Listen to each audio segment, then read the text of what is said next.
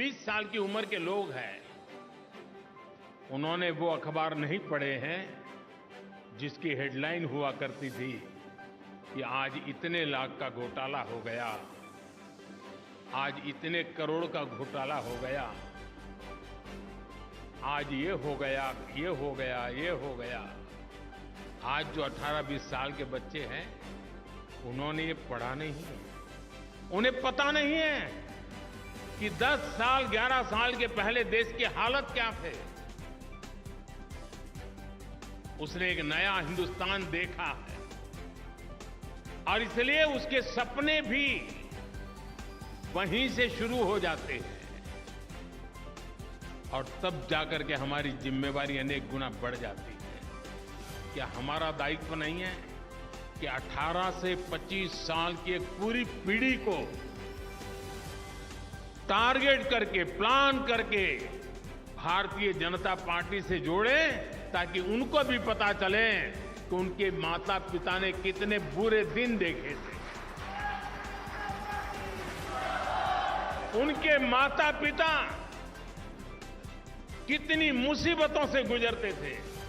एक टेलीफोन का कनेक्शन लेने के लिए उनको एमएलए एमपी के घर में चक्कर काटने पड़ते, एक गैस का कनेक्शन लेने के लिए उनको सालों तक इंतजार करना पड़ता था, कभी बिजली का कनेक्शन नहीं मिल पाता था, अंधेरे में जिंदगी गुजर जाती थी, बच्चों के लिए पढ़ाई का प्रबंध नहीं था।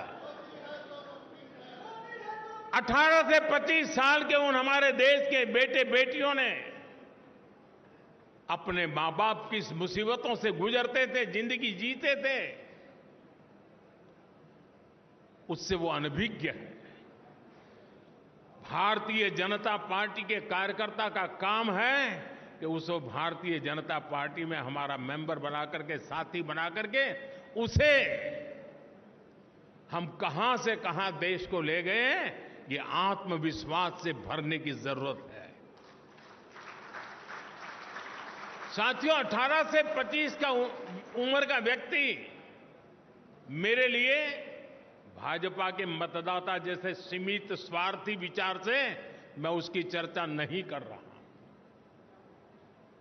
मेरे सामने 18-25 साल का उम्र का नौजवान, वो मेरे 2047 के सपने का सबसे बड़ी शक्ति का स्रोत है।